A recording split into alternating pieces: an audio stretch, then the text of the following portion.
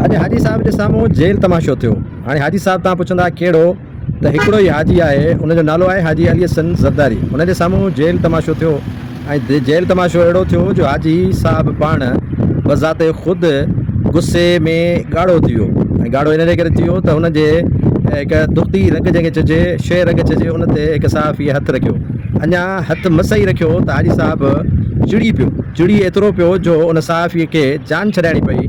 ऐं पहिरियां हाजी साहब उर्दू ॾाढो बहितरीनु ॻाल्हाईंदो आहे, ख़बर अथव, पाण पढ़ियल लिखियल आहे, अंग्रेज़ी ॾाढी बहितरीनु ॻाल्हाईंदो आहे, पढ़ियल लिखियल आहे, सिंधी ॾाढी महार सां ॻाल्हाईंदो आहे, स्टाइलिश आहे, उहा तव्हांखे ज़ाती तौर ते ख़बर आहे। पर हाजी साहब जो गुस्सो एतिरो हुयो जो अलाह जी अमान ॾाढो उनखे कावड़ आई। हाणे कावड़ छा ते आई त हुन पुछो त जेलनि में करप्शन आहे, जेलनि जे अंदरि अध दर्जे जी करप्शन थिए थी, ऐं जेलनि जे अंदरि वॾी माफ़ियाऊं आहिनि, ऐं जेलनि जे अंदरि सुधारा नथा थियनि, कंहिं खां मानी जा पैसा वरिता वञनि था, कैंटीन तां ज़बरदस्ती मानी ॾिनी वञे थी, ऐं रोज़ानो लखे रुपया जेलनि मां वसूल थी करे तव्हां ताईं पहुचनि था, जंहिं ते हाजी साहब खे एतिरो वॾो गुस्सो आयो जो हू तारीख़ में पहिरियों दफ़ो ॻाढ़ो थी वियो।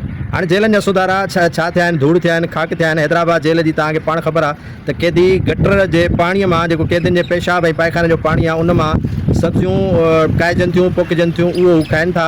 ऐं उन्हनि जो जेके खाध खुराक जो सामान आहे उन में करप्शन थिए पई, उहो खाध खुराक जो सामान ऑफिसरनि जे घरनि में वञे थो। ईअं रुॻो हैदराबाद न, बल्कि सभिनी सिंध जे जेलनि में इहा हालत आहे। ऐं ख़ुदि जेको जेल खाने जो मोकमो आहे उहो हाजी साहब खां वठी सभिनी ताईं पलंदो ई इन्हनि कैदियुनि जे पैसनि ते आहे, पलंदो ई इन जेल जे पैसनि ते आहे। त हाजी साहब जो गुस्सो करण ई अजायो आहे। ऐं उनजो गुस्सो इन जे करे त हुन जान छॾाई, मथां अॻिते हली मुंहिंजे कंध में ॻाल्हियूं पवनि, इन जे करे हुन सहाफ़ीअ जे उथंदड़ सवाल जो जवाबु ॾियण बजाए गुस्से जो इज़हार कयो ऐं गुस्सो कंदे जान छॾाई।